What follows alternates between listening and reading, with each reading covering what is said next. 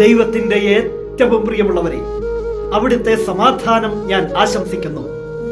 ഇന്ന് കർത്താവ് നമുക്ക് നൽകുന്ന ദൂത് ഫിലിപ്പി 4:7. അപ്പോൾ നമ്മുടെ എല്ലാ ധാരണയെയും അതിലംഘിക്കുന്ന ദൈവത്തിന്റെ സമാധാനം നിങ്ങളുടെ ഹൃദയങ്ങളെയും ചിന്തകളെയും യേശു ക്രിസ്തുവിൽ കാത്തുകൊള്ളും.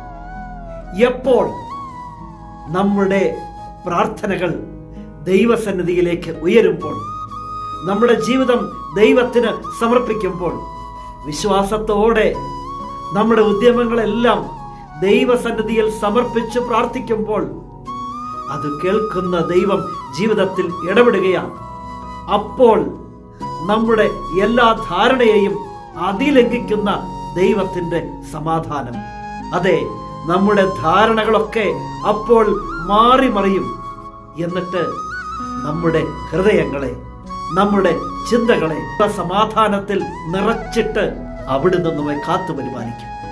ഇന്ന് തിരുഹൃദയമാസം ആരംഭിക്കുമ്പോൾ ഈ തിരുവചനം നമ്മുടെ എല്ലാ മേഖലകളെയും അനുഗ്രഹമാക്കി മാറ്റട്ടെ. നമ്മുടെ പ്രാർത്ഥനകൾ സ്വർഗത്തിലേക്ക് ഉയരട്ടെ, ദൈവസന്നിധിയിലേക്ക് ഉയരട്ടെ.